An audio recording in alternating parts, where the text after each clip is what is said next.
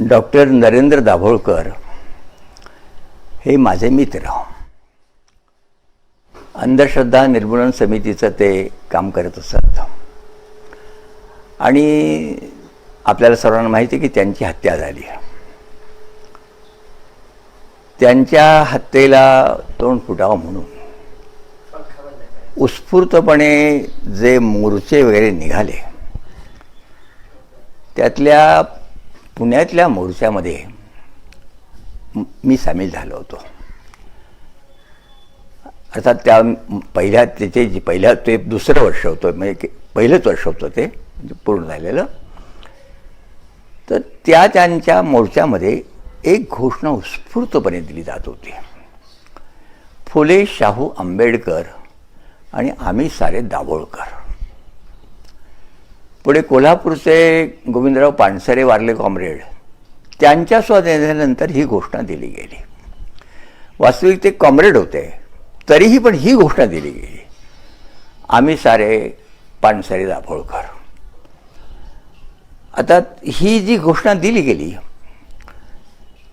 त्याचा एक भाग असा होता की आपल्याकडे इतिहासाबद्दल बोललं जातं, इतिहास शिकवला जातो, त्याच्यात अनेक संशोधक वगैरे आहेत वगैरे. माझी तक्रार थोडीशी अशी असते, मी थोडा विद्रोही मनुष्य आहे. थोडासा तणणारा म्हणला तरी चालेल, पण त्याबद्दल मला काही राग येत नाही कोणी काही म्हणालं तर. विद्रोही यासाठी तुम्हाला सांगायचं आहे. पहिली तक्रार माझी अशी आहे की या महाराष्ट्रामध्ये एक फार चमत्कारिक घटित आहे, दिसतं, जाणवतं. ते कोणतं? इतिहासाबद्दल आम्हाला प्रेम आहे, ते कोणत्याही समाजात असतं, नाही असं नाही. परंतु इतिहासातलं प्रेम त्याचं काल वगैरे काय, ते थोडक्यात मला सांगायचं एवढंच की महाराष्ट्रामध्ये आज परिस्थिती अशी आहे की महाराष्ट्रानं एक लक्षात घेतलं पाहिजे की शिवाजी महाराज हे एकटेच कर्ते पुरुष झाले का शिवाजी महाराजांच्या पुढचा जो काळ आहे, 1680 साली हे गेलेले आहेत, शिवाजी महाराज गेलेत. आणि ज्या महात्मा फुल्यांचं नाव घेतलं जातं ते 1890 साली गेलेले आहेत. मला काय दिसतं की आता ही जी 300-350 वर्ष जी आहेत, या काळामध्ये काही घडलं नाही.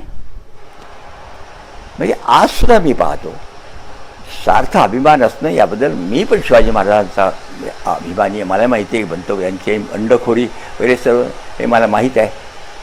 प्रश्न आहे की आता शिवाजी महाराज गेल्यानंतर जणू काही महाराष्ट्रामध्ये नंतर काही इतिहासच घडला नाही. बरं, शिवाजी महाराज की जय, बस, त्याशिवाय बोलायचंच नाही. आणि फार अलीकडे संभाजी महाराज.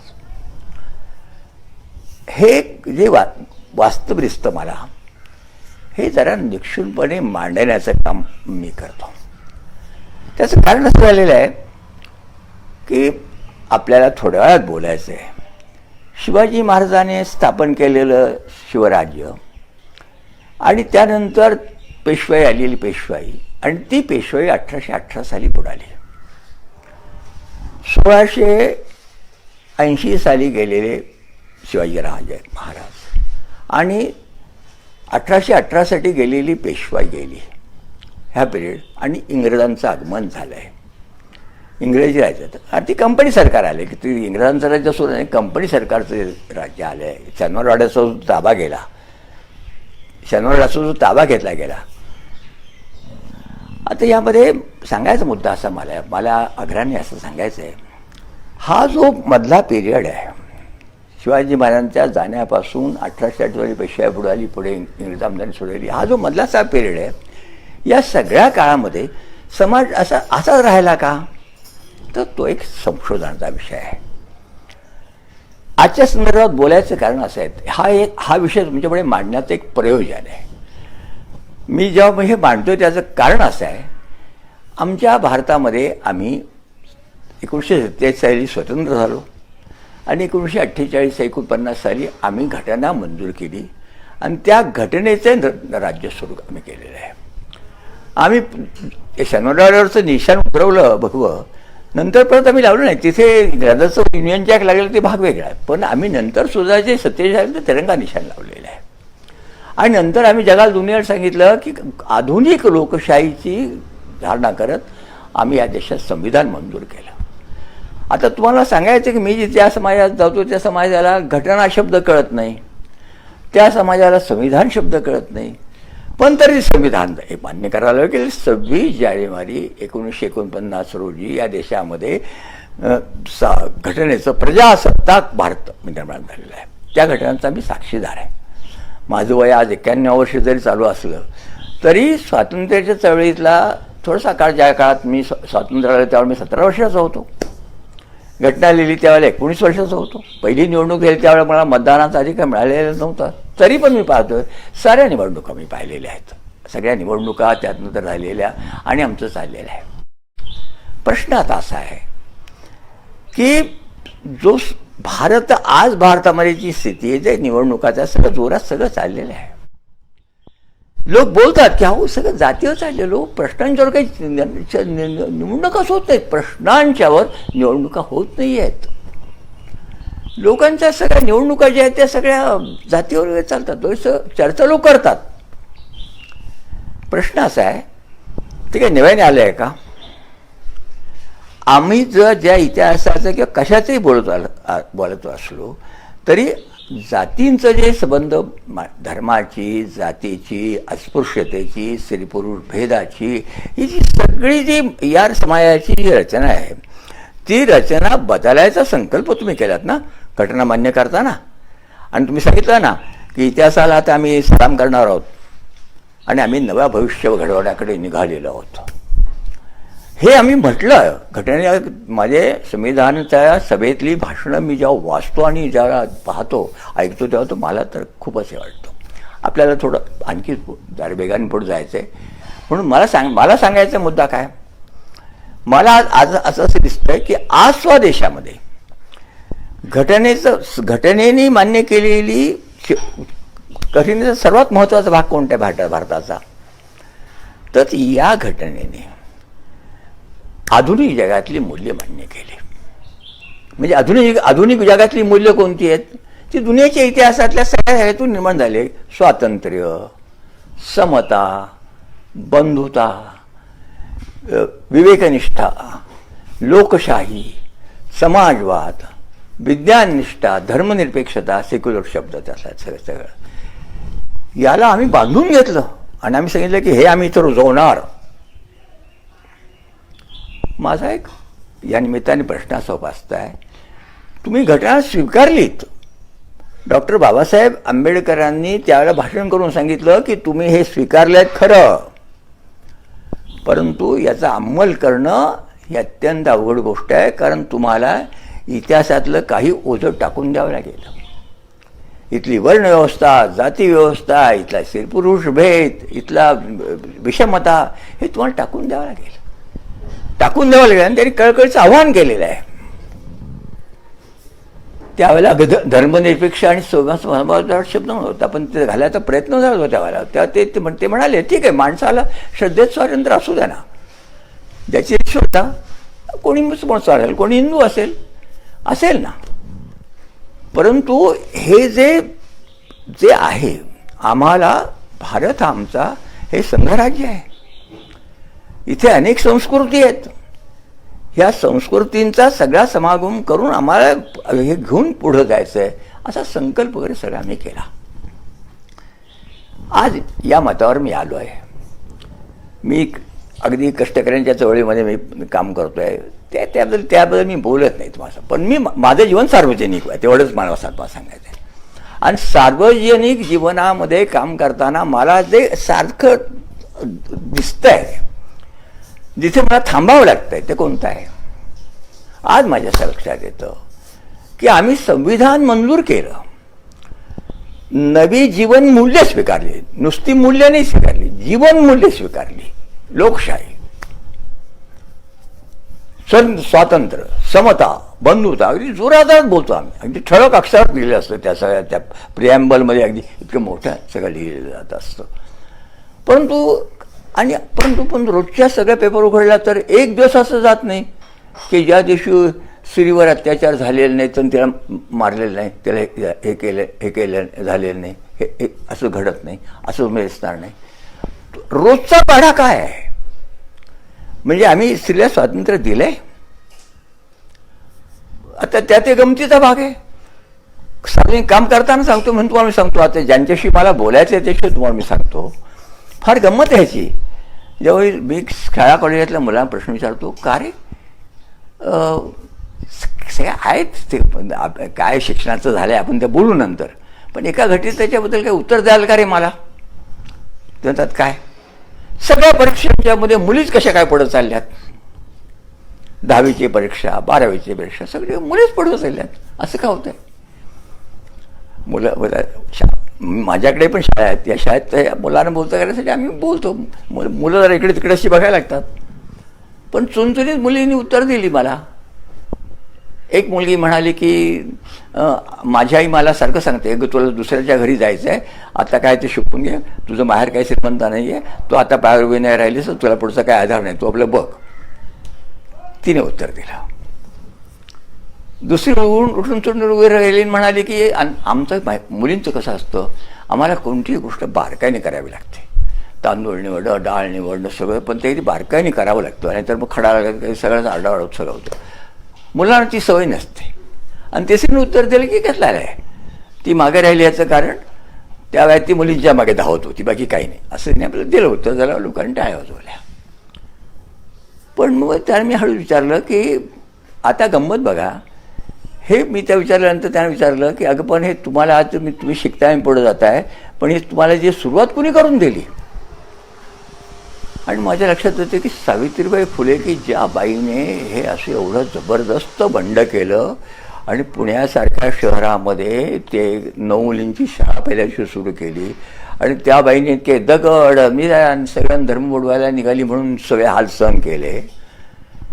त्या माऊलीची ओळख,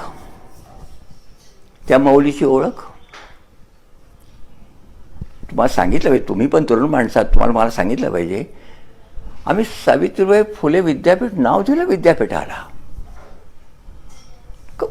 आणि तर परत मला एकदा आपल्या तुमच्या खासदार सुप्रिया सुळे, शरद पवार होते, त्या समारंभाला हजर होते.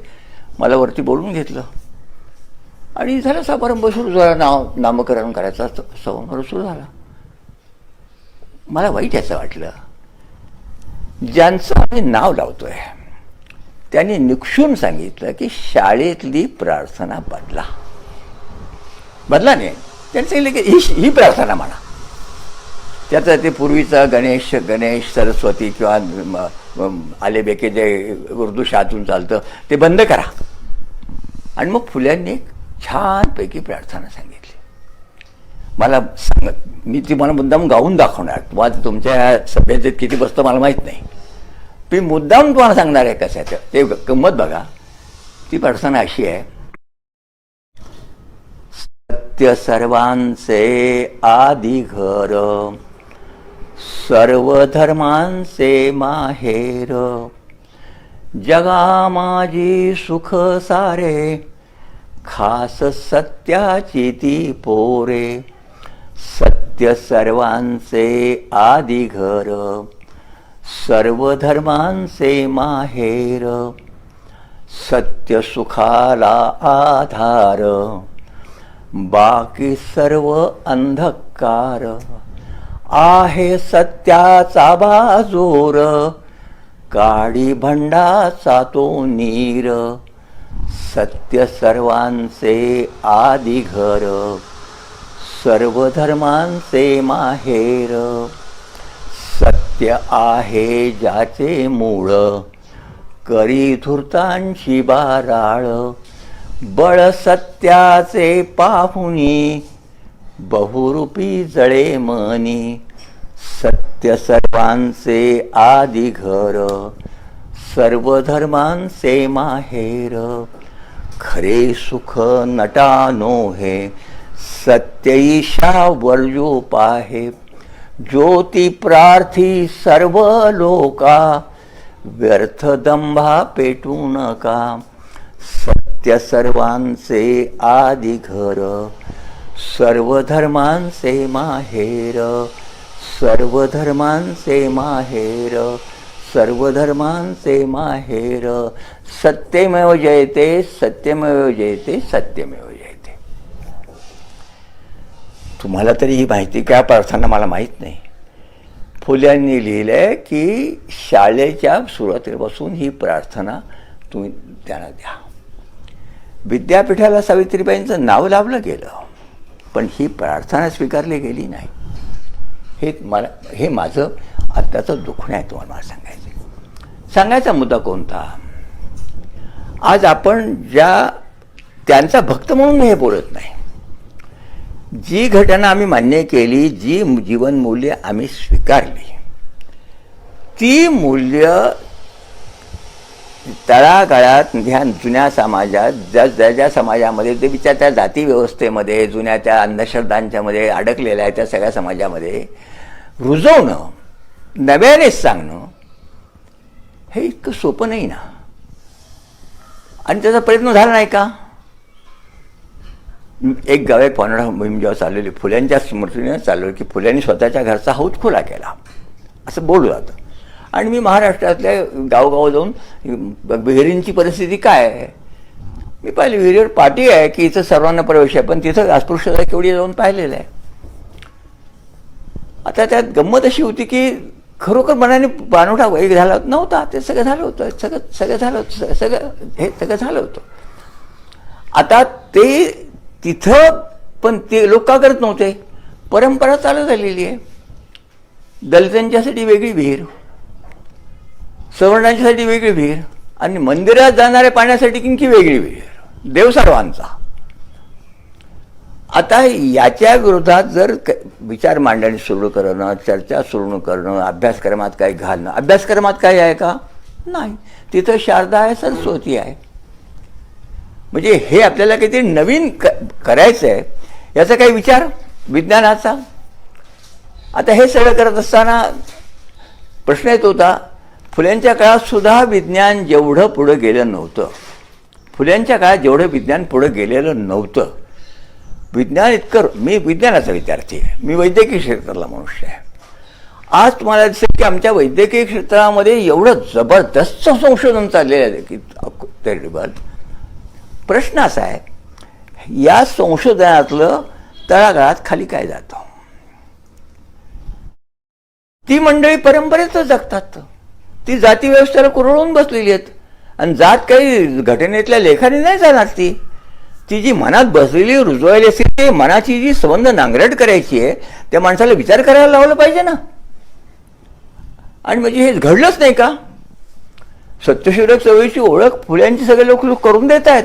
अरे पण बाबा, त्या तळागाळातल्या माणसांच्या बरोबर संवाद करण्यासाठी खाली काय झालं बघितलं का तुम्ही? अहो, त्या सगळ्या पानोढा होईत हिंडताना एका ठिकाणी मला कळलं की आज ते धनगर मंडळी ती आपली रात्री जी ज्यांनी वावर घेतलेलं आहे त्याला संरक्षणाला जाळ्या लावून आत मेंढरं बसवलेली आहेत, ती रात्रभर म्हणे वाजवत बसतात जागा राहण्यासाठी. त्याला ते सुंबराण म्हणतात. सुंबराण मला काय कळे ना काय ते. आता म्हणा तर कळलं की म्हणे ते स्मरणाने सांगणं म्हणजे सुंबराण. असं ते संस्कृतशी जोडून द्यायचं. स्मरणाने सांगतात, लिहिलेलं बिलेलं काही नसतं, ऐन वेळेला ते बोलतात.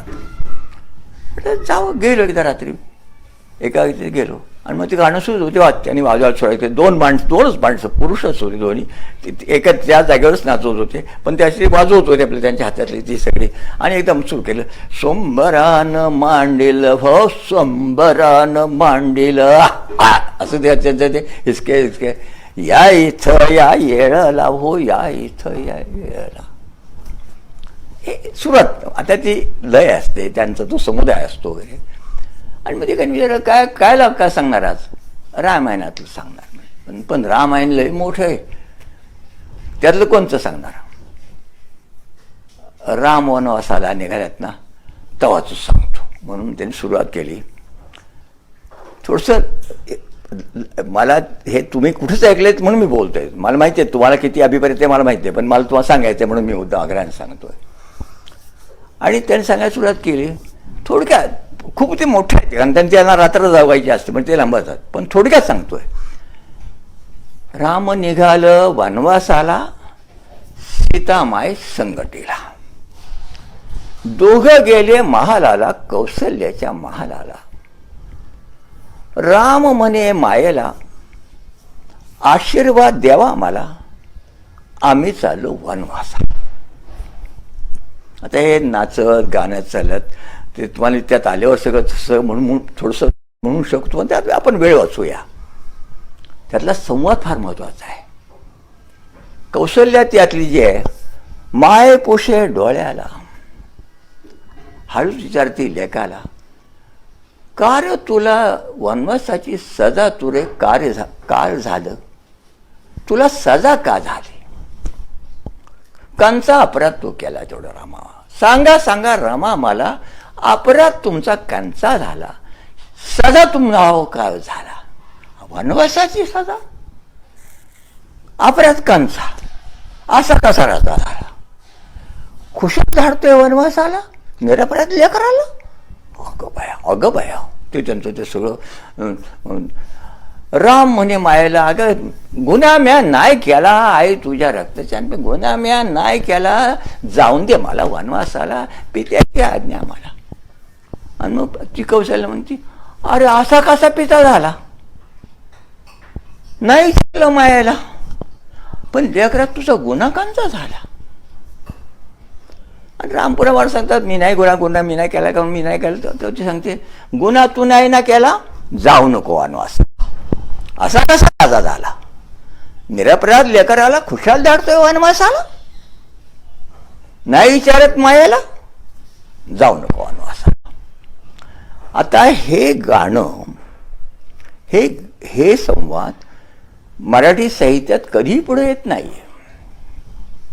माहीत देखील नाही लोकांना की तळागाळात हा खाली काही संवाद आहे, लोक विचार करतात, लोकांना डोकं आहे.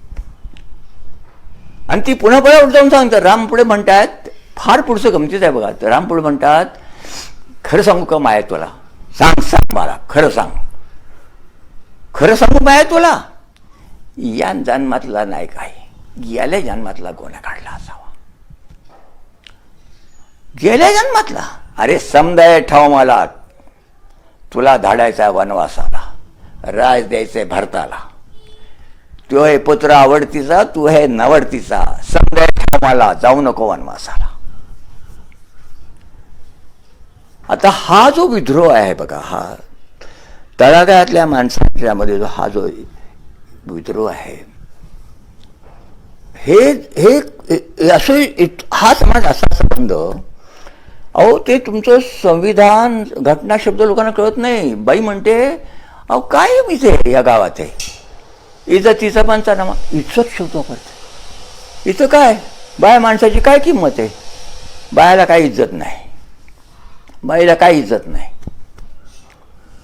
मला बहुजनांच्यातल्या, दलितांच्यातल्या सर्व साहित्यिकांना मला करत नाही असं नाही. काही पुष्कळ मंडळी, काही कवी आहेत, सगळं काय आहेत, मला माहिती आहे.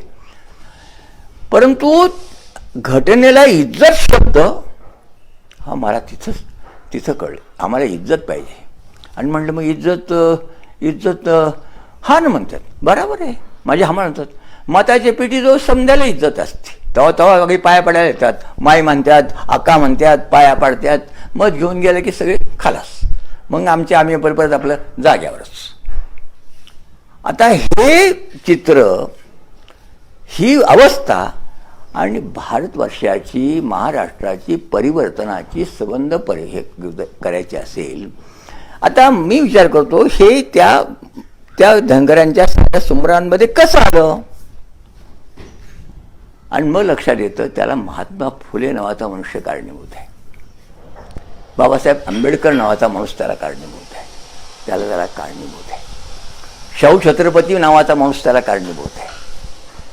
का तर शाहू छत्रपती तुम्हाला माहिती आहे ना, त्यांनी बहिष्कार कसा सहन केला? ते धनगराचं जे सांगितलं त्यांनी, मग कधी त्या पापाच्या तिकटीवर जाऊन त्यांनी जे हॉटेल काढून दिलं आणि तिथं घेऊन भजी खाल्ली आणि ठसका लागल्यानंतर पाणी मागितलं, म्हणाले अरे बघ त्याच्यातून मी पाणी घेतल्यानंतर आता मी मेलो असतो ना.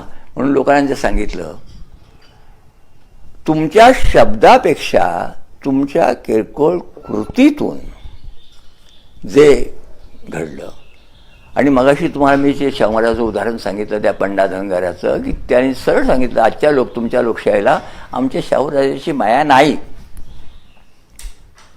हेही त्याने सांगितलं. हे वास्तव बदलण्याचं काम करावं लागलं. आता खूप लोक बोलतात आता ती सत्यशोध महाराष्ट्रात राहिली नाही, असं नाही, गेली ना, आंध्रात गेलेली आहे. मी गेली 40-50 वर्ष त्याचा एक अभ्यासक असल्या मी सांगितलं आंध्रात गेले, तामिळनाडूमध्ये गेले, तामिळनाडूमध्ये डेमकी जवळ कशावर उभी राहिली, याच्यावर उभी राहिली. आज त्यातून ब्राह्मण मामा तर उफाळतो म्हणून बोलू नका, तसं तसं करू नका असं म्हणायचं. फक्त गंमत अशी काय, पण म्हणजे ब्राह्मणवाद कायम राहायला पाहिजे असं म्हणायचं. बहुजनवाद म्हणजे काय, मराठा आपल्याकडे जातीचं त्याला काय ते सगळं ते लागतं. मित्र, मला मुद्दा असा पुढे उपस्थित करायचा आहे. जर आजही जर आमच्या राजकीय नेतृत्वाने हा निर्णय घेतला नाही स्पष्टपणे की आधुनिकतेचा मनापासून स्वीकार, हे फुल्यांनी मांडलंय म्हणून मी नाही बोलत. इतिहासातल्या गोष्टी खूप सांगतील की शिवाजी महाराजांचं समाधी महात्मा फुल्यांनी शोधून काढली, माहिती होती कोणाला? टिळकांनी इकडे गणेशोत्सव सुरू करून दिला. तो गणेशोत्सव सुरू केल्यानंतर काय झालं आपण पाहिलेलं आहे. आणि महात्मा फुल्यांनी शिवाजी महाराजांची समाधी उघडल्यानंतर आज काय होतं तुम्ही गेले पाहिजे. पण सांगायचा मुद्दा असा आहे, ते इतिहासात नांदू देत पण खोटा इतिहास शिकवतात, हे मला वाईट आहे. म्हणजे शिवाजी महाराजांनी आपल्या कन्यांचे जे विवाह केले, तुम्हाला मंडळीने मला विचारायचं आहे, शिवाजी महाराजांना मुली किती होते हे तरी आपल्याला माहिती आहे का? शिवाजी महाराजांनी आपली एक मुलगी बजाजी निंबाळकरांच्या मुलाला दिली. तिचं नाव सईबाई सॉरी. ती मुलगी दिली. महादजी त्यांचा तो निंबाळकरांच्या घराण्याचा बजाजींचा मुलगा होता आणि त्याला ती मुलगी दिली. बजाजींची हातात, बजाजी हे यांचे नातेवाईकच आहेत नातेवाईक, पण बजाजी मुसलमान झालेले होते. आणि आजही अकलूज माळशिरस रस्त्यावर शिवाजी महाराजांच्या कन्येचं तुळशी वृंदावन आहे आणि जावयाची कबर आहे. आता ही जी शिवाजी महाराजांची संबंध सगळी स्थिती आहे, हा इतिहास सांगण्याची हिंमत कोणी करत नाही. का? ते हिंदुत्व नावाची जी गोष्ट आहे, जो धर्म नावाची गोष्ट आहे, ज्यात लोकांचे इंटरेस्ट गुंतलेले आहेत, त्यांचं काही ते मोठे पवित्र सांगायचा मुद्दा आणि तो मुद्दा म्हणजे अगदी आत्ताच्या काळात बोलायचं झालं तर स्पष्ट तुम्हाला सांगतो की फुल्यांच्या ह्याच्यातला भाग कोणता? फुल्यांनी या सगळ्या गोष्टींची चिकित्सा केलेली आहे लिखित स्वरूपात. अगदी साधी सत्यनारायणाची पूजा आजच्या घटकेला लग्नानंतर 16व्यासाठी केलेल्या पूजेच्या दिवशी सुद्धा भटजी हे मंत्र म्हणून घेतात. अगदी असं म्हणतात, ओम श्री गणेशाय नमः, केशवाय नमः, माधवाय नमः, गोविंदाय नमः, गुरुदेवताभ्यो नमः, कुलदेवताभ्यो नमः, इष्टदेवताभ्यो नमः, प्रियदेवताभ्यो नमः, ग्रामदेवताभ्यो नमः. ओम इत्यादि कार्यो ब्राह्मणस्य मुखम् आसीत् बाहुराजन्यः कृत वृत्रस्य च पदव्यां शूद्राभिजायतो अथ कलशस्थापनम यजमान कळसाला कुंकू लावा. आजच्या घटकेला 2020 सालातल्या पूजेत काय म्हटलं त्यांनी? ब्राह्मणस्य मुखम आसीत बाहुराजन्यः कृता वृत्रस्य वैश्या पदव्यां शूद्राभिजायतो. ही वर्णव्यवस्था आजच्या घटकेला ती ढासून म्हणून घेतली जाते. हे मला मान्य आहे आणि मी पूजा करतोय सत्याच्या पूजेत. त्याच्या पुढे श्री शूद्रादीनांतु वेदमंत्र रहितम कार्यम. स्त्रीला वेदाचा अधिकार नाही हे मला मान्य आहे आजच्या घटकेला. तिकडे ते मदरसामध्ये काय चालतं तिथे हेच चालतं. त्यामुळे मी पाहिले सगळं. तेव्हा महात्मा फुल्यांची आठवणी, शाहूंच्या आठवणी किंवा आता हे सगळे शाहू पुढे गेलेले आहेत. परंतु इंग्रजी राज्याची सुरुवात झाल्यानंतर जर नवे काही आलं आणि मेकॉलॅनची शिक्षणाला सुरुवात केली आणि ज्या शाळा सुरू झाल्या आणि ती पहिली शाळा सुरू, आम्ही करंट असं आहोत. मी त्या सनातन नावं नाही ठेवत, मी समाजवादी आहे. आमचे डावे मित्र आहेत जे स्वतःला साम्यवादी मानतात. या मित्रांना जेव्हा मी म्हटलं की अरे बाबा 1 जानेवारी 1848 साली कार्ल मार्क्स नावाने दुनियेमध्ये कॅपिटल नावाचा ग्रंथ जाहीर केला आणि इथे संबंध जगाला एक कलाटणी देऊन टाकली, साम्यवादाचा जो संबंध मांडण्याचा भाग. पण 1 जानेवारी 1848ला या पुण्यामध्ये शाळा सुरू झाली. याचं काय काय काय कुठे मार्क्स, कुठे फुले, ही उपेक्षा. तर त्यांचं नाही, त्याला काय अर्थ नाही, आर्थिक क्रांती होऊ द्यात, आपोआप सगळं बदलून देईल. आमच्या डाव्या चळवळी बनवणाऱ्या कामगारांची चळवळ, शेतकऱ्यांची चळवळ, सगळे जोरात बोलतात, सगळे जोरात. वर्गीय क्लास, वर्ग, इकडे शाळेचा क्लास सुरू झालेला आणि ही क्लासची वरती ही वेगळी बरोबर. आमच्या डाव्या सगळ्या विचारवंतांनी हे काय हे फुले जातीच आहे, असं बोटं केली. आणि आज काय परिस्थिती आहे?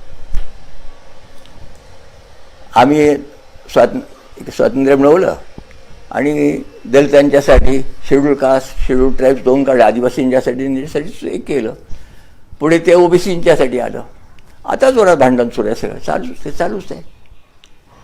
पण या भारताला जातीव्यवस्थेच्या पेकाडातून सुटायचं आहे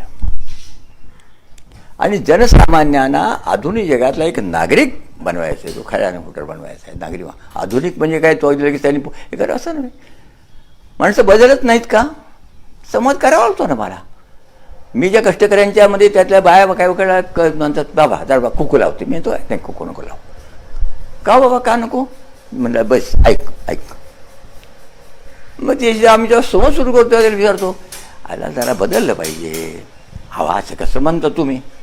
वाढवाडलापासून चालत आलेले वायवाट राहते असं, मग टिकल्या का वायवाटी? असं करताना हळूच मी विचारतो, तुझी भांडी किती बदलली? मग ती सांगते की आता तांब्याचं काय राहिलं नाही, पितळचं काय राहिलं नाही, सगळं स्टेनलेस स्टील आलं, लग्नामध्ये स्वाद कोणी त्याला हात लावित नाही, आता सगळं बदललं. मग तिकडे इकडं का नाही बदलायचं? ते कसं घेतलं? सुईचं तेवढं घेतलं, बाकीचं का नाही घ्यायचं?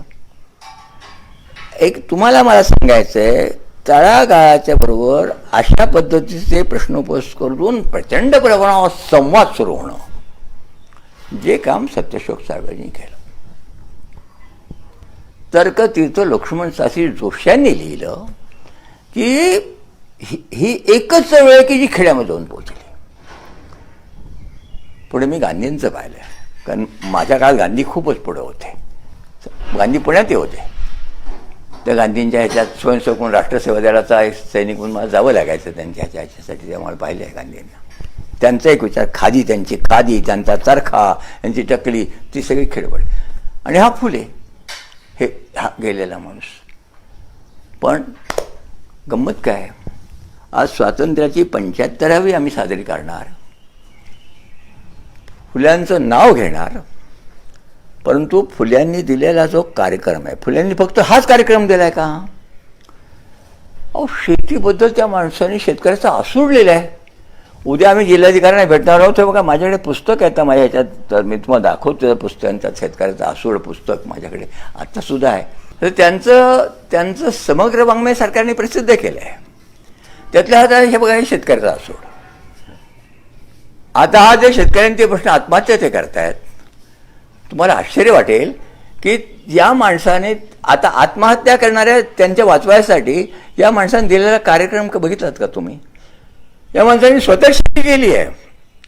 म्हणजे क्रांतिकारकत्व यात असं आहे की यांची स्वतःची शेती नसताना त्यांचं गाव दुष्काळातलं इकडे खानोडी तालुक्यातलं, परंतु इंग्रजांनी आल्यानंतर खडकवासला धरण बांधलं आणि पुणे शहराला पाणीपुरवठा सुरू केला आणि नंतर राहिलेलं पाणी हडपसर बांद्रेकडे शेतीला द्यायला सुरुवात केली. पाणी घेईनात लोक, का? ते साचवलेलं पाणी आहे आणि ते धर्माच्या विरुद्ध असतं. या माणसाने मांजरीला ह्याच्या हद्दीमध्ये स्वतःच्या आईचे दागिने गहाण ठेवून शेती घेतली विकत आणि त्या ठिकाणी शेती करून दाखवली आणि ते पाणी घेऊन लोकांना दाखवलं. वास्तव हे आहे, ते माळी समाजाचे होते. त्यांचं गाव पुरंदर तालुक्यात. तुम्हाला दिसेल सासवडचे माळीच उठलेत आणि कोपरगाव श्रीरामपूरला गेले, तर तिकडे गोदावरीचं पाणी लोकांना घ्यायला त्यांनी सुरुवात करून दिली. तिकडे माळीनगरला गेलात तर माळीनगराची मंडळी सगळीकडे गेलेली आहेत.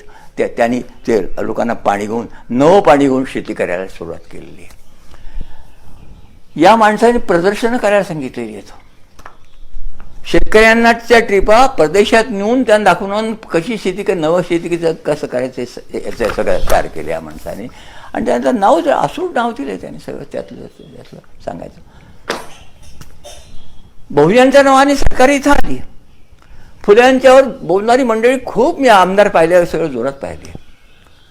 परंतु या माणसाने ज्या पद्धतीचा कार्यक्रम दिला, जसं तुम्हाला मी सांगितलं शिवाजी महाराजांचा पोवाडा त्याने लिहिला.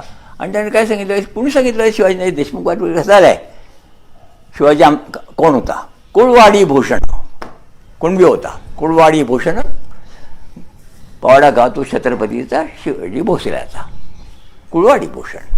एक नव्या पद्धतीने मांडणी केली सगळी. फुल्यांना जाऊन सुद्धा आता 80 वर्ष पूर्ण होतील. त्यांनी स्थापलेल्या सत्योशोक समाजाचा संबंधित आता ह्या 24 सप्टेंबरला येईल. आमचा एक प्रयत्न, जोरदार प्रयत्न असा आहे की हे जरा पुढे यावं. हा इतिहास जो शिवाजी महाराजापाशी जो थांबलाय, थांबवून ठरलोय, तो जाऊन थांबवून ठरलाय का, पुढचा इतिहास त्याच्या आधुनिकतेच्या बरोबर आमचा आलेला असतो, आमचा संबंध आणि आमचं सगळं भारतातलं सगळं जीवन. महाराष्ट्रासारख्या प्रदेशाची स्थिती तर असते, ते गंगा यमुनाच्या खोऱ्यातलं काय सांगू तुम्हाला, ते बिहार आणि युपीचं काय सांगायचं, बोलायचं काय. पण जेव्हा आता हे तिकडे पेरियार या असतील, शाहू महाराजांनी या फुल्याला नाव घेतलं नाही बहिणी, स्वतः ते आर्य समाजी स्वतःला म्हणून घेतलं. ते सत्योशोक समाजी नव्हते, पण सत्योशोक समाजाला वाव करून गेला तिकडे. त्यांचे दिवाण वगैरे सगळे ते होते. म्हणून ती जी ओळ आलेली आहे ना. आणि पुढे काय झाले, आंबेडकरांनी तर मुळी कमाल करून टाकली. घटनाकार बाबासाहेब आंबेडकरांनी स्वतःचं जे होईल त्यात लिहिलं काय, त्यांनी लिहिलं माझे 3 गुरु, 1 बुद्ध, 2 फुले आणि 3रा कबीर. बुद्ध, कबीर, भीमराव फुले हे त्यांनी सांगितलं माझे गुरु. एवढा प्रकांड पंडित तो मनुष्य, पण त्यांनी सांगितलं की ही माणसं त्यांनी घेतली. तेव्हा ती जी घोषणा तुम्हाला मी सांगितलं ना की फुले, शाहू, आंबेडकर, बाबासाहेबांचं तर त्यांचं तर प्रकांड पांडित्याचा जो भाग आहे तो अगदी वेगळा आहे. ते त्यांचं अगदीच वेगळं आहे सगळं. म्हणजे सगळं त्यांचं जीवन म्हणजे ते गांधींचे त्यांचे मतभेद जरी झाले असले तरी तो मनुष्य त्या वेळेला जो उभा राहिला आहे, घटना लिहिणं हे साधं काम नव्हतं. आज दुनियेतल्या कित्येक लोकांना ते जमलेलं नाही. इंग्लंडला सारख्या देशाला आजही लिखित घटना नाही, पण या माणसाने ते केलं. आता त्यानंतर आम्ही काय केलं, आम्ही ज्या चळवळी केल्या. आज आणखी एक गोष्ट मला फार वाईट वाटते सांगायला. फुले गेले, पण फुले गेल्यानंतर ज्या माणसाने थोडं का होईना पण प्रयत्न करून जरा ह्या गोष्टी करायचा प्रयत्न केला, या इतिहासाचं कोणी संकलन केलेलं नाही. उलट झालं. जी मनुस्मृती जातीव्यवस्थेचा पुरस्कार करते त्या मनूचा पुतळा उभा करायचं काम जयपूरच्या उच्च न्यायालयाच्या बाहेर चाललेलं होतं. आणि वसंतदादा पाटील त्यावेळेला संघात मला खून करायचा. वसंतदादा पाटील राज्यपाल होते आणि तिकडे त्यांना दलित भेटायला गेले आणि म्हणाले बाबासाहेबांचा जरा पुतळा वगैरे. तिथल्या जजेसने ठराव केला आणि मनूचा पुतळा उभा करायचा प्रयत्न केला. मनू म्हणे आद्य कायदा तज्ज्ञ. असे अनेक प्रकार आहेत, सोडून देऊया ते. तर आजच्या महाराष्ट्राला आणि देशाला मला सांगायचं आहे, ते कोणत्याही पक्षाचं असू द्यात, तुम्ही पहिल्यांदा निर्धार केला पाहिजे की तुम्हाला या देशामध्ये तुम्ही इतिहासाचं, या जातीव्यवस्थेचं, या धर्माच्या धार्मिकता, पण धर्म असू द्यात ना, पण कडवेपणाचं, धर्माच्या कडवेपणाचं, भेदाभेदाचं, स्त्री पुरुष अस्पृश्यतेचं हे कसं कसं किती दिवस ओढणार, याच्याबद्दल निर्धाराने कधी उभे राहणार की नाही. काही लोकांच्या ते सोयीचं आहे आणि त्यांचे एक ते म्हणून चालणार आहे, हे एकदा स्पष्टपणे केलं पाहिजे. दुसरं, शिक्षणातून बघा कोणतं आहे. काय झालं, फुलेंनी सांगितलं विद्येविना मती गेली, मतीविना नीती गेली, नीतीविना गती गेली, गतीविना वित्त गेली आणि अवघ्या अविद्येपायी सर्व अनर्थ घडले म्हणाले. बाबासाहेब म्हणाले शिका, संघटित व्हा, संघर्ष करा. शाळा निघाल्या, इंग्रजांनी ते घेतलं पण इंग्रजांनी हुशारी केली, सगळ्यांनी संगनमत केलं त्याला. का? त्यांना शिकवायला लोक कुठले मिळणार. मग त्यांनी हळूच कॉम्प्रोमाइज केला. अभ्यासक्रमामध्ये कुठे हे आणलं नाही. आणि नंतरच्या सुधारकांनी सुद्धा याच्याकडे लक्षच दिलं नाहीत की बालवाडी याची साक्षरता तिथून सुरू करावा लागेल. अभ्यासाकडे दुर्लक्षच केलं. आणि मग शाळेत शारदा सरस्वतीची गाणी आणि मनुस्मृतीचा सर असतो आणि त्यातूनच सगळं पुढे केलं. नंतर मग काय आपलं विज्ञानाची शाखा, कला शाखा, या शाखा निघाल्या. पण मूळ जो मनाचा मनोपिंड आहे तो कायम राहिलेला आहे. त्यामुळे मग काय राजस्थानासारख्या ठिकाणी इतकी बालविवाह रे बाबा, अक्षय तृतीया काय त्या बालविवाहाने अर्थ नाही इतकी परिस्थिती. आज अत्याचार होत नाही असा एकही दिवस विचारत नाही, ही शर्मेची बाब आहे. आणि नंतर कष्टकऱ्यांचं काय, आमच्याकडे त्या जाती व्यवस्थेने काय शिकवलंय, मातीला हात कुणी लावावा ते बघा, पुस्तक कोणी वाचावीत. म्हणजे मी अशी घरं पाहिली की शिकलेली मुली जर वाचते म्हटल्यानंतर आमच्या जेवणामध्ये आळ्या आहेत आल्या, असं अक्षराच्या आळ्या आमच्या जेवणात आल्या म्हणणाऱ्या असं अस्वामी मला भेटलेल्या आहेत. तू म्हणाल की अतिशयोक्त सांगताय, पण आमचं इतकं संकीर्ण, आमचं मन इतकं हे झालेलं आहे. तर हे आजही विज्ञानाला रक्ताच्या तपासण्या करा, काही करा, जात नावाच्या गोष्टीला वैज्ञानिक आधार सापडलेला नाही. जसं आता करोना रोगाने आपण आज ग्रस्त होतो आणि करोनाचं हे सापडत नाही जीवाणू, जातीचं जीवाणू सापडत नाही आहे ना, सापडत नाही. काय कशात रक्तात सापडत नाही. अहो तो म्हणतो मी अस्सल आहे, अरे आपण अस्सल आहे, पण तू अस्सल आहेस का बोल, पण रक्तात काय नाही, रक्तात जात नाही. पण हे ठासून त्रिवार मुलांना सांगायचं काम शिक्षणातून घडत नाही. उलट वेगळेपण, सगळं वेगळेपण. तर आम्ही अभ्यासक्रमात ते घेतलं नाही. उद्योगधंद्यात वगैरे काय काय तुम्हाला सांगू, मी वैद्यकीय वर्षातला माणूस आहे. या दवाखान्यात मुलगाच होईल म्हणून गणपतीची चित्र लावून ठेवलेली सगळी. हे आमचं विधान काय स्वीकारते आम्ही बघा. भारत आज दुनियेतलं 2 नंबरचं राष्ट्र आहे आणि आमच्या पंतप्रधानांना सारखं असं वाटतं की योगी साधली जीवन कळा म्हणून त्यांना वाटतं की योग वगैरे भारतात दिसून. अरे अरे वेड्या, लोक इतके काय आंधळे आहेत का. योगाने जर सगळं घडत तो तुझा देश इतका मागे काय राहायचं उत्तर दिलं पाहिजे. डेन्मार्क, मला माझी दोन्ही मुलं परदेशात असल्यामुळे मला जायचं संधी मिळतो, जगात झिंडा येतं. डेन्मार्कसारख्या छोट्या देशाने 1843 साली इथे येऊन कंपनी स्थापन केली व्यापाराची. डेन्मार्कसारखं छोटं राष्ट्र, आजही त्याची संख्या 1 कोटीच्या पेक्षा सुद्धा जास्त नाही.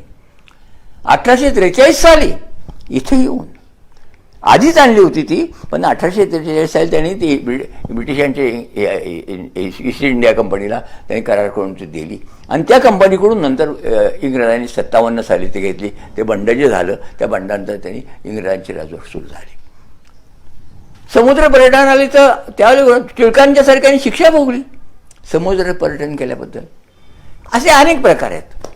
परंतु हा जो इतिहास आहे म्हटला, परत मला मूळ मुद्द्यावर यायचं आहे, हा जो मधल्या काळातला जो सगळा इतिहास आहे याची ओळख मुलांना अजिबात करून द्यायची नाही. हा यांचा निर्णय. का? ते त्यांच्या हितसंबंधांच्या विरोधात होतं. ब्राह्मण्य नावाची जी गोष्ट आहे, जो जाती व्यवस्थेचा मनुस्मृती घातलेला अधिक बरोबर पाया आहे, याला आम्ही नवविज्ञान स्वीकारतो आहोत.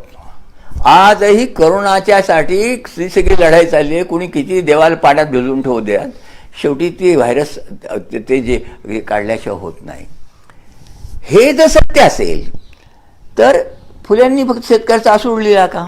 गुलामगिरी काय, गुलामी कशाला म्हणायचं त्यांनी काय सांगितलं? माणसाचं स्वातंत्र्याचा अर्थ त्यांनी काय केला? माणसाला त्याच्या जातीमध्ये तुला शिकायचा अधिकार नाही सांगितलं. गांधारीच्या डोळ्याला पट्टी मारली, पण प्रश्न विचारायचा नाही का गांधारीला का पट्टी मारली?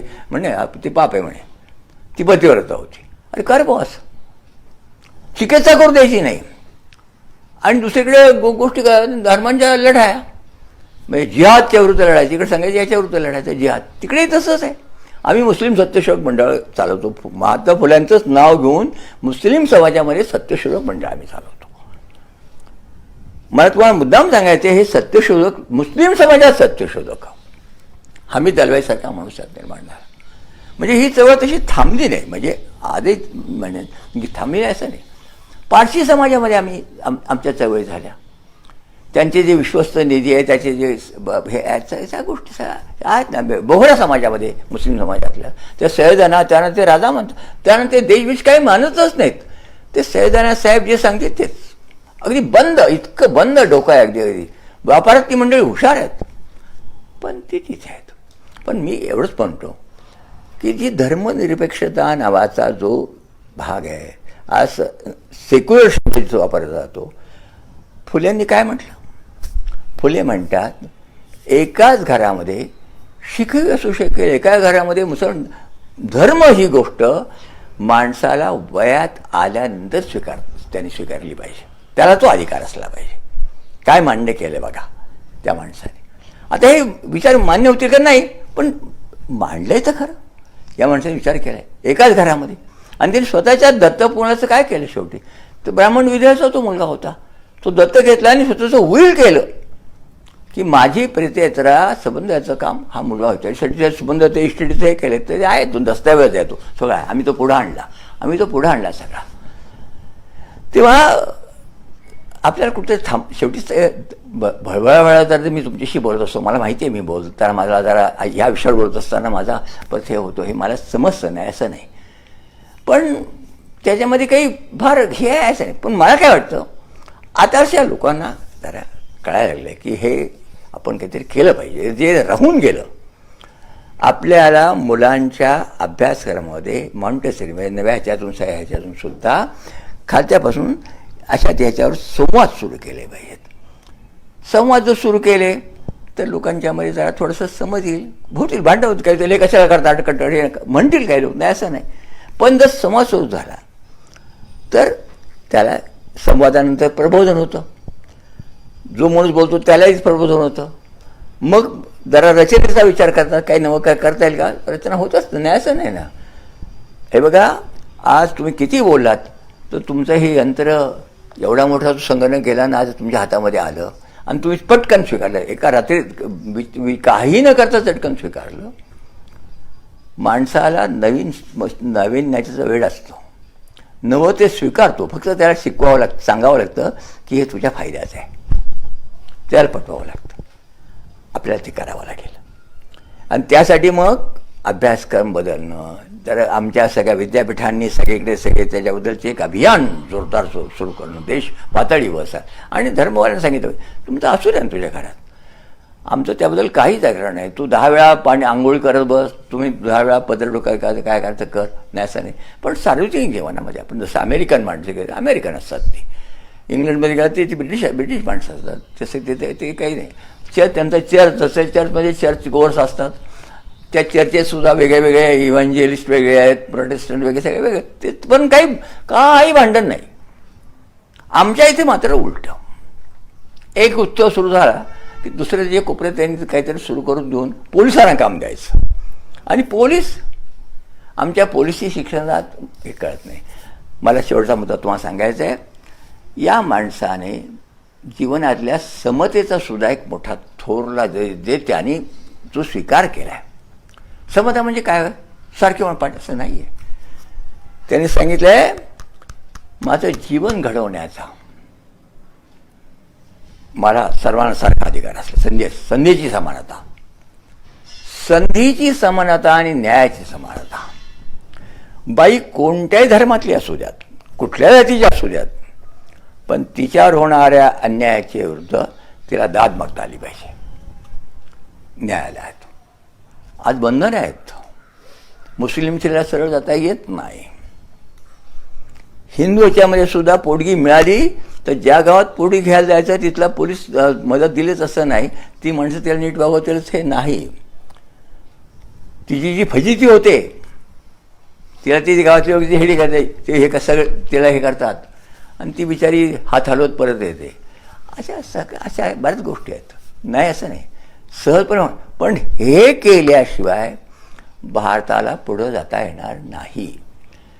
तुम्ही किती सगळ्या नाटकं तुम्ही नकला, सगळ्या नव्या सुधारणाची सगळं आयुध तुम्ही स्वीकारणार आहात मला माहिती आहे. तुमच्या घरात सगळं आलेलं आहे. माझ्या घरात आहे सगळं. माझ्या घरात अत्याधुनिक सगळी साधनं संवादाची आलेली आहेत मला माहिती आहे. परंतु आम्हाला त्यासाठी काही सोडावंही लागलेलं आहे. म्हणजे ईश्वर न मानणारी माणसं म्हणजे अनैतिक असतात वगैरे असतात असं काही नसतं. मग आमच्या जीवनात आम्ही सांगतो लोकांना जीवनाची माझी साधना. तर आपल्याला हा विचार करा. शेवटी एवढंच मी सांगेन तुम्हाला की गीता असू द्यात, वेद असू द्यात, कोराण असू द्यात, काही सगळे धर्म असू द्यात, या माणसाने मनुष्यत्वासाठीचं एक वेगळं तत्त्वज्ञानाचं संबंधित मांडणी करून आपल्यापुढे ठेवली. तो त्यांचा सत्यशोधक विचार आणि त्याला त्यांनी सत्यशोधक नाव दिलं. सत्य मला सापडले असा दावा त्यांनी केलेला नाही, हे परत सांगतो तुम्हाला. याच्यासाठी केला होता अट्टहास असं नाही, पण त्यांनी सांगितलं की मला चिकित्सा करण्याचा, मी कोणी असू देत, मला चिकित्सा करायचा अधिकार असला पाहिजे. मला प्रश्न विचारायचा अधिकार, माझं तोंड बंद नाही करायचं तुम्ही. आणि संधीची समानता, संपत्तीच्या बाबतीत तर आपण काय बोलतो, ज्या संधीची आणि न्यायाची समता, न्यायाची समता, हे जे सगळं नवं या माणसाने मांडून, शाळा सुरू करून, विहीर खुली करून देऊन, शेती करायला दाखवून, आडतीचा बाजारामध्ये आडत सुरू करून देऊन शेतकऱ्याला शेतीमाला भाव कसं म्हणून राहिले, त्यासाठी केलेला प्रयोग आजही कोणी सांगत नाही, कोणाला लिहित नाही त्याच्यावर. हे सारं जे या माणसाने केलं ते परत एकदा उजेडात आणलं. मला वाटतं महाराष्ट्राने हा वारसा, हा देशासाठी वारसा आहे. आज तो फक्त मराठी भाषेत आहे. आता काही किरकोळ जाते सगळे, नाही असं नाही, पण धावती. मी आज सगळ्या बाजू तुम्हाला असेल, असुरक्षित कष्टकऱ्याच्या बाजूला मी आज उभा आहे. तो आम्हालापासून तो रिक्षावाला असो, ज्यांना मालक मजूर त्याचं संरक्षण नाही आहे, पण मला प्रेरणा आहे ना. मी समाजवादी आहे, समाजवादाचा संबंध मार्क्सशी आहे, नाही असं नाही, पण मार्क्स या देशात अपुरा पडतो आहे. आम्हाला केवळ वर्गीय भाषा करून ती नाही चालणार. आम्हाला वर्ण आणि वर्ग, वर्णव्यवस्था जी आहे दोन्ही, त्या वर्ण शब्दाचा समारोप करताना सांगेल. तुमच्यापैकी तरुण माणसांनुसार माहिती की नाही मला माहिती नाही. वर्ण शब्दाचे फक्त एक अर्थ, रंग हा अर्थ नाही, त्या अर्थाने वर्णशब्द इथं वापरला जात नाही. वर्ण म्हणजे वर्ण मला शब्द आहे, अक्षर काय आहे काय. वर्ण शब्दाचा एक अर्थ चूज, निवड. आणि इथे माणसांची जन्मावर आधारित निवड केली जाते, तिथून निवड केली जाते. ती वर्णव्यवस्थातून त्यातून निर्माण झालेली जातीव्यवस्था, संकरातून निर्माण झालेली जातीव्यवस्था, हे सारं चिकित्सा नव्या विज्ञानाचा आधार घेऊन त्याच्याविरोधात तुम्हाला उभं केलं तर पहिल्यांदा भारतीय एक आयडेंटिटी तयार होईल. याची निवड आपण शब्द बनत राहू. तेव्हा थोडक्यात सांगायचं होतं, मला खरं सांगायचं आहे की हीच धारा आहे. फुले शाहू आंबेडकर जी आहे विचारधारा आहे, ती विचारधारा एकच आहे की फुल्यांनी मांडलं आहे ते आंबेडकरांनी स्वीकारलं आहे, शाहू महाराजांनी स्वीकारलं आहे. शाहू महाराजांनी तर अगदी बंडच केलेलं आहे. त्याच्याबद्दल तुम्ही त्या अन्य कोणाची मुलाखत घेतलेली आहे. आणि आंबेडकरांचं जीवन ज्याच्यावर तुम्हाला स्वतंत्रपणे त्या बोलावं लागेल, कधी तुम्हाला वाटलं तर मला सांगा. पण मी फुले शाहू आंबेडकर ह्या विचारधारेचा मी वाटचाल करणारा मनुष्य आहे. त्यातून निर्माण झालेली अंधश्रद्धा निर्माण चळवळ असेल, त्यातून निर्माण झालेलं मुस्लिम सत्यशोधक मंडळ असेल, त्यातून निर्माण म्हणजे खूप असे विद्रोही प्रभाव, डीएमकेच्या मंडळी असतील, तिकडे आंध्रातली काही मंडळी, आता राजस्थानमध्ये गेहलोतांनी त्याची सुरुवात केलेली आहे. अशा सगळ्या ह्याच्यामध्ये आणि या माणसाने दुसरंच जीवनामध्ये साधन सुचितेचा विचार जे गांधीने सांगितलं आहे, हा माणूस सांगतोय चांगलं काम करण्यासाठी वाईट उपाय योजू नयेत आणि पारदर्शकता जीवनाची. कुठून आपल्याला पै पावण्याचा हिशोब आजचे राजकीय पक्ष सुद्धा देत नाहीत. आपल्याला कुठून पैसे मिळतात आपल्याला कळत नाही. या माणसाने सत्तोत्तर समाजाची स्थापना केली. त्याच्या प्रत्येक वर्षाला पै पावण्याचं त्या देणगीदारांच्या नावाचं सगळं छापलं. आज आपल्याकडे प्रचंड स्वरूपात NGOंचा सुळसुळाट आहे. राजकीय पक्ष हिशोब देत नाहीत, मोठे कित्येक संघटना देत नाहीत. आणि आपल्याकडे नंतर मग सगळे पण म्हणजे मायपोट आपलं एवढं मोठं आहे की आपण खूप सहन करतो आणि दावा करतो, दुनियेला दाखवायचा की ते देखावा निर्माण करतो. तर यातून हा भारत लवकरात लवकर मुक्त व्हायचा असेल तर मी तर अशी अपेक्षा करतो की आमच्या महाराष्ट्रातले खासदार जे आहेत, सुप्रियाताई सुळे आहेत, ते कोल्हे आहेत, नवीन मंडळी आहेत. या मंडळींनी खरे पार्लमेंटमध्ये जरा हे वाजवलं पाहिजे. आमच्यासारख्यांना घेऊन मुलाखती घेऊन तुम्ही छावा, आम्हाला थोडा वेळ बरं वाटतं, पण त्यात नाही समाधान. आमचं म्हणणं आहे हा विचार इथंच का दुनियेतही गेला पाहिजे. त्यांच्यासारख्या खासदारांनी लोकसभेमध्ये हे सगळे प्रश्न किती वाटत तरी निर्माण करून शैक्षणिक पातळी सगळ्या पातळीवर एकदा ह्याचं सगळ्या आपल्याला पुढं घेऊन गेलं पाहिजे. स्त्री पुरुष तुलनेच्या संदर्भात स्त्रियांच्या काय वारच्या बाबतीत फुल्यांच्या पर्यायाने मी पुन्हा सांगेन, स्त्रीची गुलामगिरी नष्ट करणारा त्या माणसाने जो प्रयत्न केला, बहिष्कार सहन केला त्या माणसाने, 30 वर्ष माळी समाजाने त्याने जिवंतपणे त्यांना हे केलं त्यामुळे, पण त्याने तोंड नाही दिलं. सावित्रीबाई फुल्यांचं त्याच्यावर स्वतंत्रपणे बोलावं लागेल. मी बोलू शकेन. आज तुम्हाला एवढंच सांगतो, त्या बाईची हिंमत, बाई तशी अगदी शालीन आहे. इंग्रज बहादराला फोटो देखील तिने काढू दिलेला नाही आहे. परंतु ज्योतिराव फुले गेल्यानंतर माळी समाजातली मंडळी तो जो दत्तक घेतलेला आहे त्याला ह्याला डॉक्टरला यशवंतला हे धरू देणार नाहीत, त्यात तिकडे धरायचं असं ते वारसा म्हणून. हे कळल्यानंतर या माऊलीने पोलिसांचा बंदोबस्त बोलावून स्वतः पुढे डोळे पुसून ती 2 मुलं, ती एक पुतण्याचा मुलगा आणि ह्या बरोबर घेऊन ती प्रेतयात्रा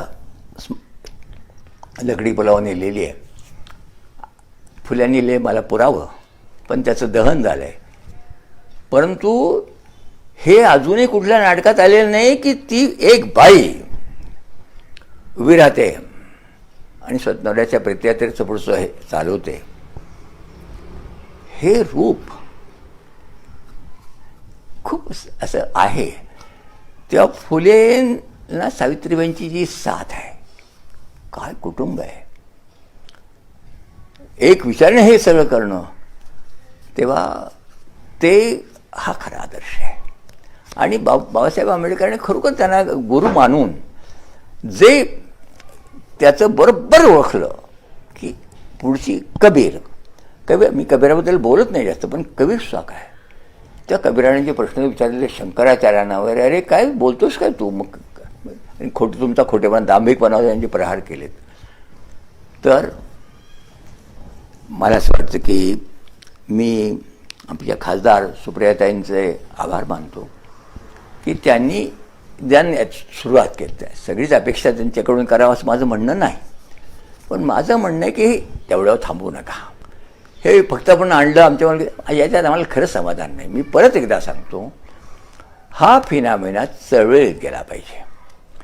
यासाठी प्रचंड कार्यकर्त्यांच्या फौजा राजकीय तिकीटं मागण्यापेक्षा सुद्धा ही अशी हे काम घेऊन खेडोपाडी गेली पाहिजेत. आणि ते काम करता आलं तर प्रत्येक माणसाला स्वतःची एक अस्मिता, आज जातीची अस्मिता येते, ती त्यांना भारतीय अस्मिता द्यायची असेल, दुनियेचा नागरिक त्यांना बनवायचा असेल, तर त्यासाठी प्रयत्न करावे लागतात. अशा गोष्टी आपोआप उगवत नाहीत, आपोआप निर्माण होत नाहीत. हे भारतातल्या सर्व समतावादी परिवर्तनवाद्यांनी लक्षात घ्यावं अशी माझी कळकळीची त्यांना विनंती आहे. म्हणून मी एवढंच मला सांगतो, आज संविधान संकटात आलेलं आहे, संविधानाची तोडमोड सुरू झालेली आहे. अशा काळात संविधान जर जपायचं असेल, दिल्लीतलं पार्लमेंट नाही करू शकत. जनसामान्य ज्यावेळेला उभे राहतील तेव्हा ते वाचेल, आणि जनसामान्यांना जेव्हा त्याचं महत्त्व कळेल तेव्हा ते वाचेल. आणि ते महत्त्व कळवायचं असेल तर त्यांच्याबरोबर मोठ्या प्रमाणावर संवाद सुरू झाला पाहिजे. संवाद, संपर्क, प्रबोधन, रचना आणि संघर्ष या मार्गानेच जावं लागेल. निवडणुका होतील, जातील, सत्ता येतील, बदलतील, सगळं काही होईल. पण समाज बदलायचा असेल आणि त्याला खरोखर समतेच्या पातळीवर आणायचं असेल तर परत एकदा सांगतो, केवळ महाराष्ट्राला नव्हे तर दोन्ही याला या माणसाने स्वतःचं गुलामगिरी पुस्तक अमेरिका खंडातल्या निग्रोंना सहाय्य करणाऱ्या गोऱ्या लोकांना वाहिलेलं आहे. आणि जवळची नाळ कुठं जोडली आहे बघा. मला कुठं आश्चर्य वाटतं, कसं काय झालं असेल, एवढी झेप त्यांनी घेतली असेल माहिती नाही. तर मुद्दा हाच होता की ही जी फुले शाहू आंबेडकर, डॉक्टर दाभोळकरांच्या अंत्ययात्रेच्या त्याच्यात जी घोषणा उत्स्फूर्तपणे लोकांच्यातून आली ना, तर ही एक विचारधारा संबंध आहे. आता फुल्यांच्याबद्दल मी तुमच्याशी बोललो, परंतु फुल्यांचा हा विचार म्हणजे त्यांनी त्याला सत्यशोधक समाजाचं रूप दिलं आणि त्यांनी तो प्रयत्न केला की सत्यशोधक समाजाची स्थापना करून त्याला एक संस्थात्मक रूप दिलं, त्याला एक चळवळीचं रूप दिलं, त्याला त्याने दिलं. स्वतःच्या त्यांनी उदाहरणं दिले. त्यांनी आता गंमत बघा, तुम्हाला आश्चर्य वाटेल, त्यांनी स्वतःच्या घरामध्ये रात्रीची शाळा सुरू केली. त्यांनी लिहिलेल्या तृतीयरत्न नाटकामध्ये त्याचा उल्लेख आहे. तसं मजुरांना सांगतात दिवसा काम कर, पण रात्री त्या फुल्यांनी सुरू केलेल्या रात्रीच्या शाळेतून तू शिक, हे त्यांनी सांगितलेलं आहे. आता गंमत अशी आहे की हे जे फुल्यांचं संबंध, त्यांचा सगळा भाग ते काय म्हणतात, विचारवंतांच्या जगताला ते काय म्हणतात, त्यांनी रानड्यानं सांगितलं आहे की घाल मोठ्या दादा, तुझ्या त्या विद्वानांच्या साहित्यसभेत मला काही रस नाही आहे, असं त्यांनी रानड्याला सांगितलं त्यांनी. आता मुद्दा असा आहे की शाहूराजांचा काळ कोणता आहे बघा, गंमत बघा. 1874 साली जन्मलेले शाहूराजे 1922 साली गेले. फार थोडं लाईफ त्यांना मिळाले. हा संस्थानिक राजा आहे. पण मी थोडं संशोधन त्याच्यावर करायचा खूप प्रयत्न केला आणि माझ्या लक्षात आलं त्या माणसाने, आता ते राजा आहेत, एका संस्थानचे राजे आहेत, आणि त्यांनी म्हटलं आहे, त्यांनी एकदा म्हटलं स्वच्छपणे, हे टिकवायसाठी माझ्यावर काही मर्यादा येतात, माझ्यावर मर्यादा येतात. त्यांना हे अमान्य आहे. म्हणजे त्यांनी वसतिगृह त्यांनी सुरू केली आहेत, वेगळ्या शंकराचार्याची मांडईच घ्यायचा प्रयत्न केलेला आहे, स्वतः आर्य समाजाचा त्यांनी वेध घ्यायचा प्रयत्न केला आहे. तर दक्षिणेतल्या चळवळीच्या बरोबर त्यांनी संबंध, म्हणजे शाहू महाराजांचा आणखी एक महत्त्वाचा भाग असा आहे की शाहू महाराजांनी केवळ सत्यशोधक चळवळ केली, परंतु असं नाही केलं. तर त्यांनी कुर्मी परिषद जी झाली ह्याच्यातली जातीय व्यवस्था आहे त्याला अजून हजेरी लावली.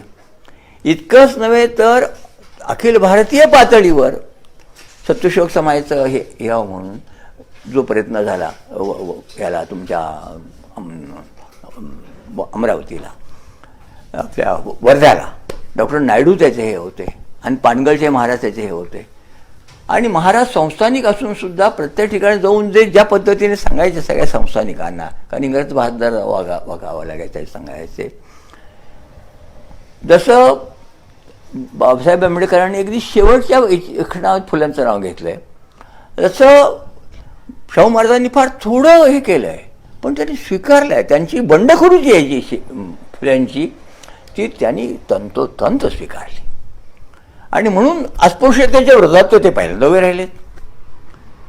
स्त्री शिक्षणाच्या बाबतीत काय केलं बघा, शाहू महाराजांच्या बाबतीत असं होतं की त्यांना एकच मुलगी होती, अक्का महाराज. त्यांचा एक मुलगा शिवाजी राजा, त्याची बायको विधवा झाली, सासवडच्या जगतापांची ती मुलगी. तिच्या शिक्षणाची व्यवस्था शाहू महाराजांनी सुरू केली. मुलींना स्वतंत्रपणे करता यावं, तो शाळा तर सुरू केल्याच, पण मुलींची वाटेत कुठे छेडखानी होऊ नये म्हणून त्यांनी हे करायचा प्रयत्न केला, संबंध हे करायचा प्रयत्न केला. शाहू महाराजांच्या पुढे तो मोठा प्रश्न होत होता. घरात एकाच घरामध्ये स्वतःची इतक्या लहान वयात विधवा झालेली मुलगी, तरुण मुलगी, ती तरुणी होती ती, आणि ती केवढ्या त्या शिकल्या पुढे त्या त्यांना शिकवलं त्यांनी. आता ह्या साऱ्या केवळ या गोष्टी आहेत ना, आणि त्यांनी ती जी धारा घेतली आहे आणि त्यांनी वर्तमानपत्र काढलेलं आहे, पुण्यात माणसांनी मिळत, कारण ते राज्यच होते, ते जायचे साईड, त्यांच्या ह्याच्यावर प्रवासावर बंधनही विरोधाने आणावीत हा म्हणून सगळीकडे पेटवत राहतोय. टिळकांच्या विरोधात त्यांनी 2 हात केलेले आहेत पूर्ण. टिळकांचा त्याचा वाद कोणता आहे? हाच वाद आहे. मुद्दा तो आहे सगळ्यात सावरकर यांचा. पण त्या माणसाने ते घेऊन जी संबंध फळी उभी करायचा प्रयत्न केलेला आहे तो एकत्र द्या. आणि त्यांना स्कॉलरशिप देऊन गंमत बघा कशी आहे, बडोद्याच्या सरकारांनी आणि शाहू राजांनी दोघांनी आंबेडकरांना मदत केली आहे शिक्षणामध्ये. आणि इतकंच नव्हे तर बाबासाहेबांनी लिहिलं आहे, तुमच्या ब्राह्मणेतर पार्टीचं काम मला इंग्लंडमध्ये करायचं आहे, त्या साईडमध्ये करायचं आहे. समजा लिखित आहे, सारा लिखित भाग आहे हा सगळा. त्यांची जी नाती आहेत ती केवळ देवघेवपुरती नाही आहेत, मनाने ती माणसं. शाहू महाराजांचं तो तुम्हाला उदाहरण सांगितलं, 1919 बघा हा माणूस किती माणूसपारखी होता. 1919 साली कोल्हापूर जिल्ह्यातल्या माणगावला परिषद झाली, अस्पृश्यांची परिषद. आणि या परिषदेला बाबासाहेब आंबेडकर यायचे होते आणि शाहू महाराजांना बोलवलं होतं. परिषदेची माणसं बोलायला लागली आणि मग आले आमचे पुढारी. शाहू महाराजांनी सांगितलं, मी नाही तुमचा पुढारी, इथून पुढे तुमचा पुढारी हा. 1919 साली आंबेडकरांना ओळखणारे शाहू महाराज द्रष्टे पण काय होतं ते बघा. त्यांचा तो पत्रव्यवहार आहे ते सगळे आले, छापून आहेत, सगळे आले आहे, सगळं असं आलेलं आहे. आणि म्हणून फुले, आंबेडकर, शाहू आणि शाहू महाराजांचे शैक्षणिक ध्यास शिका. त्यातून निर्माण झालेले भाऊराव पाटील, तिकडे ते पंजाबराव देशमुख, तिकडे विदर्भात निर्माण झालेली काय एक माणसं जगदाळे, ते बार्शीचे जगदाळे. एक शिकायचं म्हणजे सगळ्या समाजामध्ये सगळ्या शैक्षणिक संस्था शिवाजी महाराज सोसायटीकडे सुरू झालेली आहे, सगळीकडे सुरू झाली आहे. एक अशी लाटच सुरू झाली, वर्तमानपत्र सुरू झाली, सगळं सुरू झालेलं आहे. पण हे जसं त्याचं एक काही एक ग्लोरियस म्हणतात, प्रकाशित स्वरूप आहे, ते विजलं कसं, तो सुद्धा एक भाग आहे. त्याच्यावर मी लिहिलं आहे. मी ते आता ते मी सांगायचा इथं प्रयत्न करत नाही. महाराष्ट्रातल्या सत्यशोध चळवळीचा ऱ्हास का झाला, तिचं रूपांतर सत्यशोधक, ब्राह्मणेतर चळवळीतून, चळवळीतून दलित चळवळ असं सगळं होत गेलं, त्याचा कसा फरक होत गेला, पण झाला. महाराष्ट्रातली सत्यशोधक चळवळ, दलित चळवळ ज्याला आंबेडकरांच्या नावावर आलेली, की शाहू महाराजांची जी संबंध चळवळ आहे त्यातली, हे एकत्र आणि तो मोठा आधार आहे. आज अडचण एवढीच आहे, आम्ही शिवाजी महाराजांच्याविषयी पोटभर बोलतो आहोत, परंतु या प्रवाहामध्ये या प्रवाहाबद्दल अजिबात बोलत नाही. आणि उलट तो इतिहास बुजवला कसाच जाईल. बहुजन समाजाची मंडळी वांशिक अहंकाराने आपण फार मोठ्या कुळीचे आहोत. फुलेंनी त्याचं छान केलं आहे का, स्वतःला खासा मराठा म्हणणार म्हणून त्याचे सगळं हे लिहिलेलं आहे, जातीच्या अहंकाराचं त्याने केलेलं आहे. तेव्हा ही जी शेतकऱ्यांच्याबद्दल बोलताना, शेतीतल्या ह्याच्या दलितांच्या प्रश्नाबद्दल बोलताना, तिथल्या शेतमजुरांच्या बोलत असताना, वैज्ञानिक तुम्हाला मी सांगितलं की पाणी घ्यायला फुल्यांनी लावलेलं आहे, हे लक्षात घेतलं पाहिजे. तर आजच्या शेतकरी आंदोलनाला शरद जोशींनी केलं ना, शरद जोशींच्या सगळ्या माणसांना शेवटी फुल्यांचा विचार, शेतकऱ्याचा असूर हातात घ्यावा लागला, त्यांनी म्हटलंच होता ते. तेव्हा ही जी फुले शाहू आंबेडकर ही जी विचारधारा आहे तिच्यावर अधिक जरा थोड्या वेगळ्या पद्धतीने त्यात निर्माण झालेलं साहित्य, त्यात वेगळी मांडणी, त्यात वेगवेगळ्या महाराष्ट्रात वेगवेगळ्या ठिकाणी झालेले आहेत, त्यातून सावकारशाहीच्या विरोधात. आंबेडकरांना प्रेरणा खोतीच्या विरुद्ध आंबेडकरांनी भाषणात सांगितलेलं आहे, खोतीच्या विरुद्ध कोकणातल्या विरोधात उभं राहायला. त्यामुळे फुल्यांचं नाव घेऊन द्यायला सांगितलं, मला प्रेरणा ह्या माणसाची आहे. तेव्हा हे चित्र पुढे एक प्रामाणिकपणा मला दिसतोय. शाहू असू द्यात, आंबेडकर असू द्यात, खुलेपणाने आपल्याला कुठून प्रेरणा मिळाली तिचं ते सांगत होतं. आपल्याला सुचवलं, अहंकार नव्हता. तेव्हा ही फुले शाहू आंबेडकर विचारधारा जी आहे ती जरा प्रयत्न आमचा चालला आहे. माझाही प्रयत्न आहे की ती घासून पुसून जरा पुढे यावी, त्यातलं काही नको असेल टाकून गेलं पाहिजे. पण महाराष्ट्राला इतिहासात रमून नाही चालणार. आपल्याला भविष्यात पुढे जायचं असेल तर गतिमानच व्हावं लागेल. आणि ते गतिमान व्हायचं असेल तर तो हा एक आधार आहे स्वीकार त्याचा करायचा की त्याने ते युनिव्हर्सल ट्रूथ सत्य शब्दाने विकताना त्याने काय म्हटलं युनिव्हर्सल ट्रूथ सार्वभौम सत्य आणि ते युनिव्हर्सल आणि ते काही कुणाला सापडल्याचा दावा ते म्हणाले मी मान्य करणार नाही मला सापडलं असं माझा दावा नाही ते म्हणणं नो त्याचा शोध सतत घेतला पाहिजे म्हणून सत्यशोधक ही विचारधारा ती विचारधारा आहे. धन्यवाद. आपण बहुल नंतर केव्हा तरी परत एकदा आहे बोलण्याचा स्पष्ट घेईल तेव्हा तुम्ही जे संधी दिली मांडायची याच्याबद्दल थांबतो. धन्यवाद.